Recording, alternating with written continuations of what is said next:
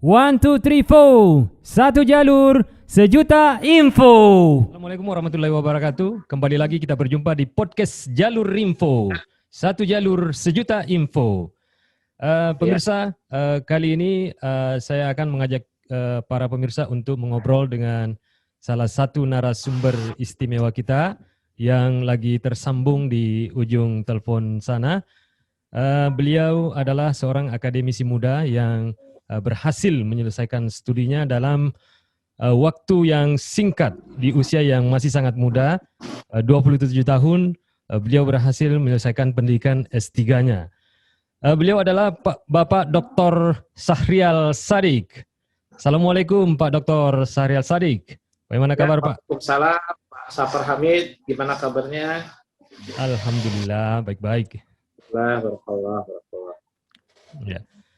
Apa kegiatan sekarang Pak Dokter? Ya, kegiatan sekarang adalah mendidik ya, mengajar, kemudian mereview beberapa jurnal. Alhamdulillah saat ini saya mengajar di beberapa kampus, baik di perguruan tinggi negeri dan swasta, dan mereview beberapa jurnal, baik jurnal nasional maupun jurnal internasional. Wah, mantap ya. Kegiatan saya. Ya, Pak Dokter, ini salah satu kisah Pak Dokter ini merupakan salah satu contoh yang bisa kita jadikan motivasi bagi para generasi muda kita. Bisa berhasil menyelesaikan pendidikan S3 dalam waktu yang singkat di umur 27 tahun. Bisa ceritakan sedikit bagaimana Pak Dokter sehingga bisa sampai pada titik yang sekarang ini? Oke, ya terima kasih banyak Pak Safar Hamid atas kesempatannya. Ya, Assalamualaikum warahmatullahi wabarakatuh. Selamat siang ya para pemirsa semua. Oke, di saluran podcast dan YouTube ya. Yeah. Jadi saya ingin sekilas share terkait dengan pengalaman saya selama sekolah ya atau studi. Dulu saya sekolah taman kanak-kanak sampai dengan SMA itu di Banjarbaru, Kalimantan Selatan. Alhamdulillah selesai sekitar usia 17 atau 18 tahun. Kemudian setelah tamat sekolah SMA, saya dan teman-teman melanjutkan pendidikan di kota pelajar, di kota gudeg, di kota budaya, Yogyakarta, Hadiningrat. Nah, saya itu berangkat tahun 2011, kurang lebih 10 tahun yang lalu ya, 2011. Itu saya berangkat pada usia kurang lebih ya 17 atau 18 tahun. Kemudian saya menempuh program S1 itu di Universitas Muhammadiyah Yogyakarta, salah satu perguruan tinggi swasta yang top di DIY, Daerah Istimewa Yogyakarta di Indonesia. Saya mengambil jurusan Teknik Elektro, alhamdulillah diselesaikan dalam waktu kurang lebih 3 tahun, 1 bulan, dan 5 hari. Wah, lebih 3 semester. 3 tahun 1 bulan? Iya. Iya, alhamdulillah 3 tahun 1 bulan, alhamdulillah. Kemudian setelah itu saya mengambil program Strata 2 pada Januari 2015. Saya tamat itu Oktober 2014. Januari 2015 saya mengambil program Magister Manajemen di Universitas Islam Indonesia, salah satu perguruan tinggi nasional swasta tertua di Indonesia dan terbaik juga alhamdulillah. Yeah. Sejajar dengan UMY, BINUS, UMM, UMS, dan sebagainya. Alhamdulillah termasuk jajaran top university untuk private university atau PTS. Kemudian pada semester berikutnya saya mengambil program magister teknik elektro di Universitas Gadjah Mada atau UGM. Iya, UGM. Jadi saya waktu itu kebetulan double degree S2. Untuk di UGM itu saya kuliah setiap hari Senin sampai Kamis, dan di ini saya kuliah Jumat dan Sabtu. Jadi Senin sampai Sabtu itu saya kuliah saja kerjaannya, dan hari Minggu break atau istirahat. Dan saya juga kalau tugas-tugas belum selesai ya pada hari Minggu itu juga saya kejar setoran untuk menyelesaikan. Kemudian setelah tamat program Strata 2 kurang lebih 2 tahun, 2015 sampai 2017 selesai. Saya kemudian mengambil program Strata 3 di UI, Universitas Islam Indonesia 2017. Kemudian saya mengambil program insinyur di Universitas Negeri Yogyakarta, UNY, itu pada tahun 2019 dan alhamdulillah 2020 selesai. Dan program S3 juga tahun 2020 selesai. Jadi kurang lebih saya menyelesaikan program profesi kurang lebih 1 tahun, dan program S3 itu kurang lebih 3 tahun. Nah, jadi 3 tahun. total saya studi di Jogja kurang lebih 9 tahun. Alhamdulillah, saya meraih gelar tersebut itu dengan predikat kalau di UMY terbaik, alhamdulillah, dan tercepat, di UGM cum laude, dan di UI with distinction. Seperti itu, alhamdulillah, mendapat amanah dari Allah untuk lulus secara cepat dan memperoleh indeks prestasi yang baik, alhamdulillah. Itu mungkin sekilas terkait dengan pengalaman saya selama sekolah. Dan selama di Jogja saya juga telah mengajar kurang lebih 3 tahun. Selepas tamat S2 2017, saya alhamdulillah mendidik di beberapa kampus, kurang lebih ada 4 kampus di UTY, Universitas Teknologi Jogja, Universitas Cokro Aminoto Yogyakarta, Universitas Terbuka, dan UNU Yogyakarta. Jadi alhamdulillah kurang lebih 4 kampus selama di Jogja. Kemudian saya terakhir ngajar di Jogja itu Agustus 2020, dan September 2020 saya alhamdulillah sudah mengajar di Kalimantan Selatan. Nah, ini ada di 4 kampus alhamdulillah juga, di Universitas Terbuka, Universitas Islam Kalimantan, Universitas Ahmad Yani, dan UNU Jogja. Nah, maaf, UNU Kase, UNU Kalimantan Selatan. Jadi, alhamdulillah di sana sudah selesai pengabdian kurang lebih 3 tahun. Kemudian saya mengabdi di daerah asal, seperti itu, alhamdulillah, dari semester kemarin. Alhamdulillah semester ini juga sudah mulai untuk mendidik pada semester genap. Nah, ya mungkin itu sekilas pengalaman saya untuk sekolah dan bekerja. Ya, Pak Dokter, ini kan kita mengetahui kalau mau melanjutkan pendidikan kan juga butuh biaya. Sementara kita mengetahui bahwa background daripada Pak Dokter Sahrial ini boleh dikatakan juga ya dari rumah tangga yang sederhana, ya. Kehidupan keluarga dari orang tua juga cukup sederhana.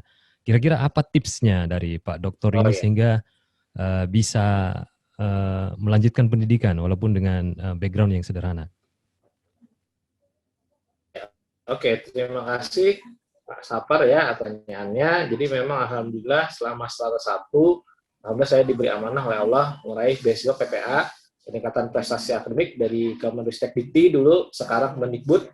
Kemudian waktu strata 2 saya meraih beasiswa unggulan dari Kemendikbud juga, alhamdulillah. Untuk strata 3 saya memperoleh amanah untuk meraih beasiswa Digital Talent Scholarship dari Kemkominfo. Nah, untuk tips dan triknya untuk meraih beasiswa tersebut adalah saya share untuk beasiswa pasca ya, karena saya ingin memacu adik-adik di sini untuk lebih semangat lagi untuk meneruskan sekolah. Untuk beasiswa pasca sarjana, misalkan beasiswa unggulan, itu syarat yang dibutuhkan adalah kita mesti masuk univ tujuan dengan LOE yang unconditional atau tanpa syarat. Misal kita mau masuk UGM itu TPA-nya diminta 500, nah kita sudah harus memenuhi itu 500. Dan TOEFL-nya di UGM itu minta 450 atau ASEP 209. Nah itu kita penuhi dulu. Kemudian untuk apply beasiswa, itu TOEFL kita itu harus 500. Jadi TOEFL 500, TPA 500, seperti itu. Untuk zaman saya dulu itu masih boleh 450, untuk beasiswa unggulan itu tidak setinggi sekarang. Dulu itu 450 saja sudah bisa apply. Namun sekarang mesti 500, mesti sama 500. CLBP ya, dan lain-lain. Memang standarnya seperti itu. Kayaknya semakin tahun semakin meningkat ininya, skor yang diminta mungkin ya. Jadi harus kita belajar dengan sungguh-sungguh, kemudian kita coba beasiswa tersebut. Jadi memang untuk mencoba beasiswa itu kita jangan pantang menyerah. Kita harus habiskan jatah gagal kita, seperti kata Pak Dahlan Iskan ya. Habiskan jatah gagalmu selagi masih muda. Ya, jadi memang sekarang kalau mau mencari beasiswa itu harus TOEFL-nya minimal 500 ya Pak Dokter ya? Ya betul, 500 minimal. Iya. Pak Dokter, mungkin ada sedikit saran-saran atau motivasi bagi adik-adik kita bagaimana supaya mereka walaupun dengan kondisi atau dana terbatas bisa tetap melanjutkan studi mereka ke jenjang yang lebih tinggi. Oke.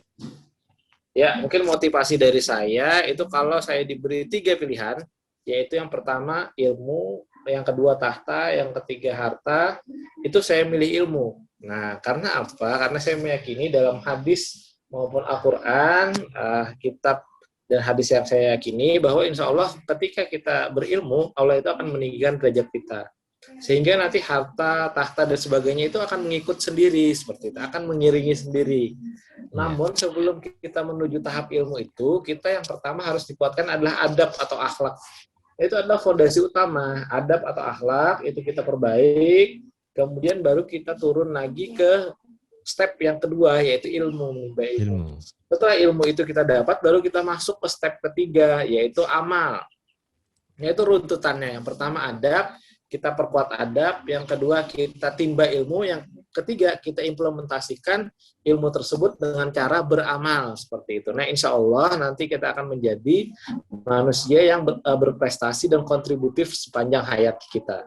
Ya, mungkin itu sekilas ya terkait dengan tips dan triknya. Ya, jadi saya membantu adik-adik semua untuk ya menimba ilmu tadi. Yang pertama, tapi kita harus membekali adab atau akhlak kita dengan sebaik mungkin, seperti itu.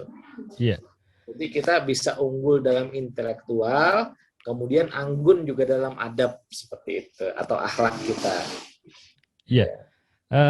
Pak Dokter, terima kasih banyak atas kesempatannya untuk memberikan tips-tips terkait bagaimana melanjutkan pendidikan ke jenjang yang lebih tinggi. Pak Dokter, kalau jalan-jalan ke Makassar, silakan kita tunggu kedatangannya Pak Dokter di Geraha Pena, di studio Jalur Info.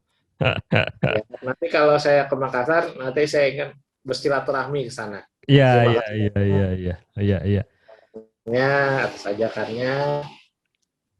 Terima kasih banyak. Semoga kita semua dilimpahi keberkahan, keselamatan dunia dan akhirat. Amin. Ya, terima kasih banyak Pak Dr. Sahrial atas kesempatannya untuk memberikan sedikit tipsnya di Jalur Info TV. Saya juga mengucapkan terima kasih banyak. Demikianlah wawancara singkat kita atau obrolan singkat kita dengan Bapak Dr. Sahrial, salah seorang akademisi muda yang berhasil menyelesaikan studi S3-nya dalam waktu yang singkat. Jangan lupa untuk subscribe channel Jalur Info TV, karena subscribe itu gratis. Assalamualaikum warahmatullahi wabarakatuh.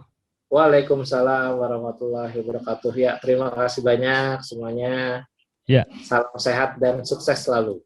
Ya, sama-sama Pak Dok.